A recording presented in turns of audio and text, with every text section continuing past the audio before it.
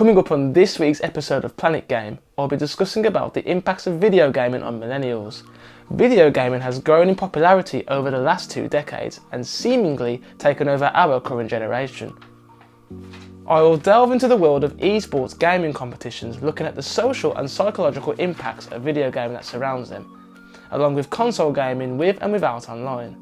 Relationships have been formed via video gaming, and one couple I met will explain how they got together. Finally, I will venture to Insomnia 60 at the NEC in Birmingham to discuss the future of video gaming in virtual reality world and discussing how it will impact the future.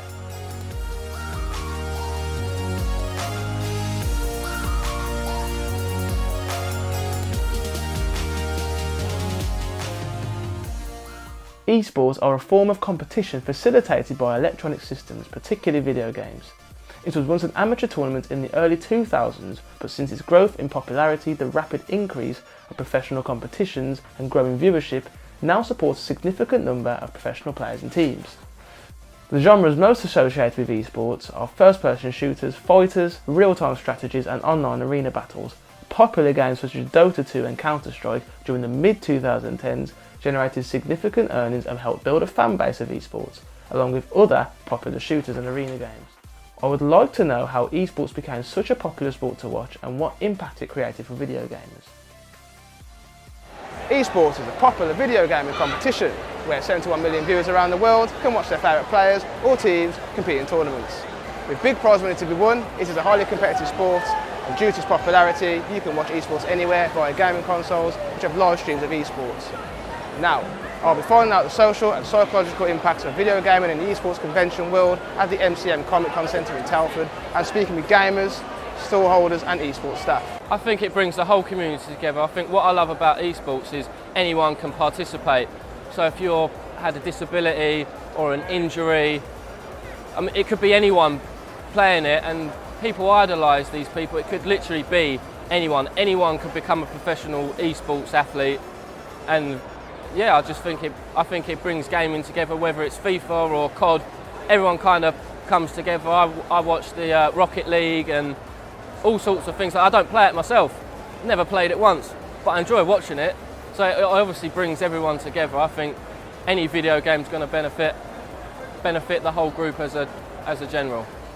It's the atmosphere itself. It's escapism, and obviously there's the nostalgia value of playing those games, especially since like we played the very original Street Fighter 2 and then Mortal Kombat, and it's basically just like reminiscing of simpler times, and it's fun. You aim to bring a community together, and you offer opportunity, especially when you start organising things, you want to offer opportunities for people that want to follow esports as a career path. So you create tournaments so that people can come and play and win money and make it a career for themselves. And obviously when you're a player, you want to take part, join a community, become competitive with people and have a laugh at the end of the day, and obviously try and make a career out of yourself playing games. So it means an awful lot to a lot of people these days, especially with a growing market. Despite the positives of esports for escapism, opportunities and watching others play their favourite video games, is there a chance competitive gamers could have a rivalry between each other? Can people get stressed playing games? I enjoy it, it's great. It's good fun when you're winning, and when you're losing it's control sort of tantrum, but no, it's good, I like it. I mean, sometimes I get annoyed when you look at the time and you think you've been on it for like hours, no, it's good fun. It's fun at the end of the day. Competitive gamer, you'll get on with other competitive gamers from other games. If you're someone that watches esports, you'll get on with people because you all play the game at the end of the day. But obviously competitive players do end up having rivalries and do end up having a back and forth arguments with each other every now and again, but that's just part of the course. Footballers do it all the time, so it's no different from any other competitive sport. Console gaming was big in the 90s as it changed the course of video gaming forever, bringing games into homes for the first time. Millennials were spoilt for choice with big gaming consoles such as Nintendo 64, Sega Mega Drive and PlayStation 1. Gaming inevitably progressed onto the PS2 and Xbox era in the early 2000s, which introduced LAN parties and, over time, progressed into the online video gaming we have today. I will be finding out if video gaming played at home with friends was socially better than for today's online gaming generation who now play using headsets and worldwide multiplayer. Vintage Gamers is a retro store that sells all consoles and games dating back from the 80s to the current generation. Using their knowledge of video gaming history, staff members explain their own personal impacts in the social setting for console and online gaming, discussing the differences and what impacted them. Sega Mega Drive. I can remember running home from school playing it literally every day. Some days I'd get back and 7 of my mates would come round and we'd play an 8-player of Micro Machines using 4 controllers. It was awkward, it was hard to use, but it was enjoyable and sociable. It was the early 90s what impacted the most when I first got into gaming. When I first had the Sega Master System it's probably about 94. With the SNES and the PS1 and so forth, up to obviously current generations of today. You physically had your friends next to you, so you was having a laugh, you was enjoying it all together. It's people you know. I mean, it's nice nowadays that you can go online and play against them, but you don't know most of the people you play unless it's your friends there. And for me, it's about being there together in the same room, like so online, to be honest. It doesn't interest me that much. For me, it's old school, retro, vintage games that you can just jump on, play with your mates, and I like the social aspect of it as well. It's probably more impacts of today, because obviously with the online, it's a lot easier for people to obviously communicate with each other. Obviously you can communicate with people from America, like, I don't know, all over the world basically, with just sitting in your room. Obviously back in the day you used to have obviously you had your friends come around your house, that was the only way to play together really, but as with online it's made a big impact on the social aspects. Have you ever wondered if video gaming has ever brought a couple together, whether it meant meeting up at a friend's house, playing a competitive game together, coming across each other randomly via an online match, or inviting each other for a chat, or already knowing each other without realising video game would link them together in the future? Well, I discovered a couple who formed their relationship thanks to video gaming, and I am keen to discuss what video gaming does for their social bonding and how much of an impact this is for the pair.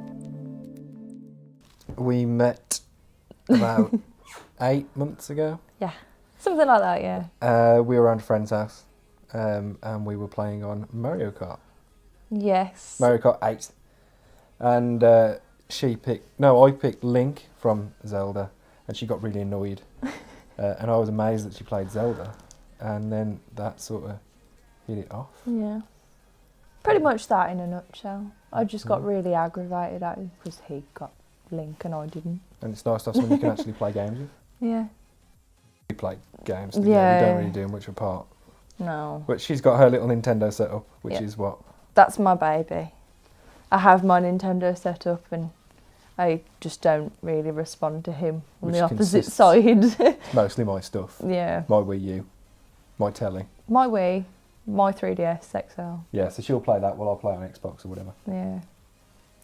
But we haven't played that much together because No. she's not very good compared to me. Oh, thanks. Thanks.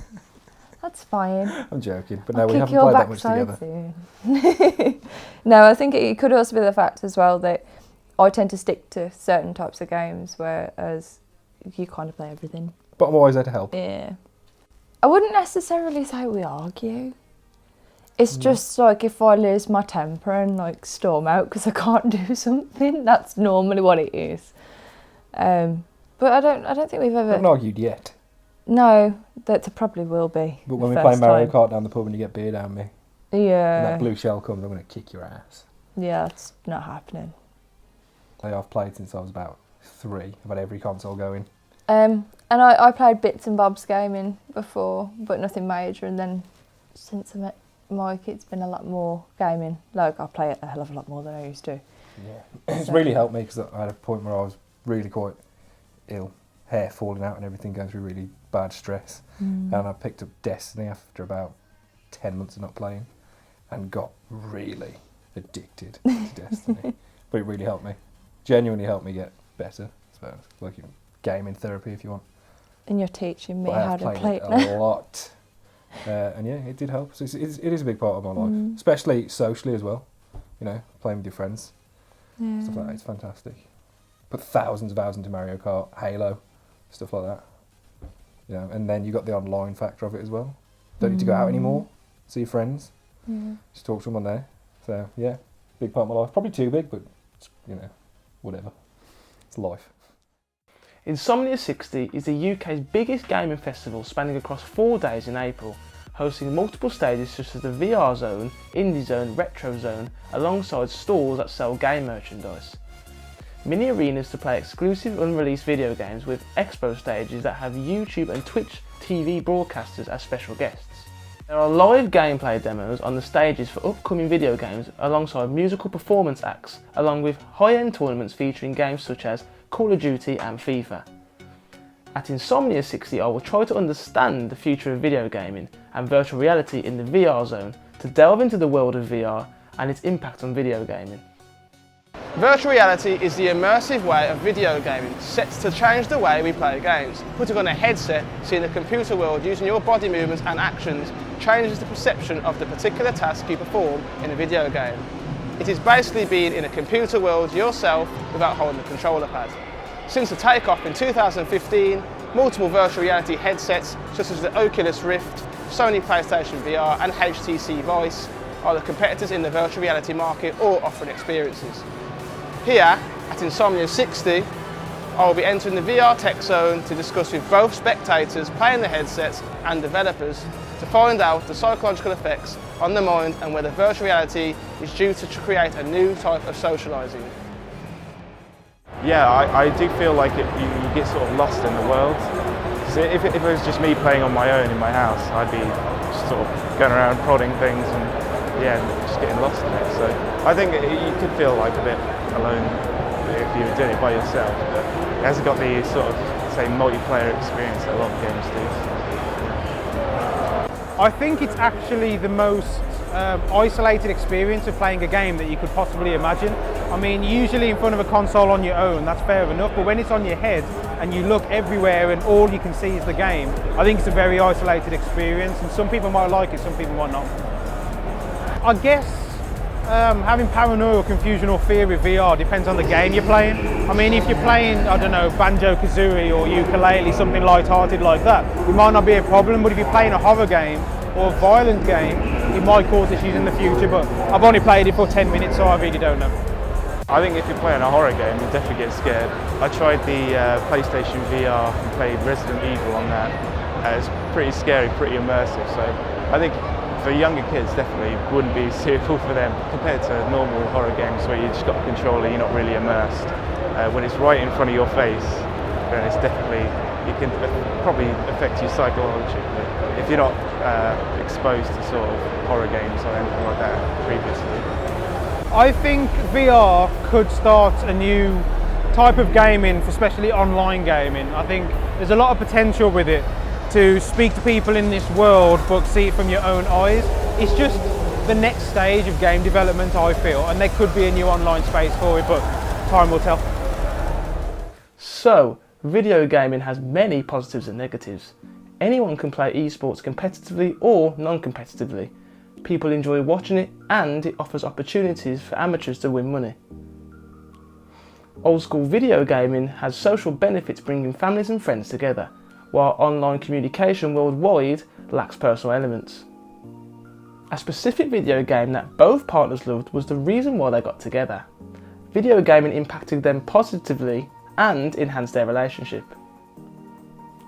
I found that virtual reality has a lot to offer in the future with new technology and potential online gaming, but the negatives of isolation and possible psychological effects on the brain due to certain genres of games may deter some from taking part. Overall, video gaming has become a large factor in some people's lives, creating positive and negative social and psychological impacts in different areas. It can only increase as each generation takes part. On next week's show of Planet Game, we'll be delving into the world of mobile gaming.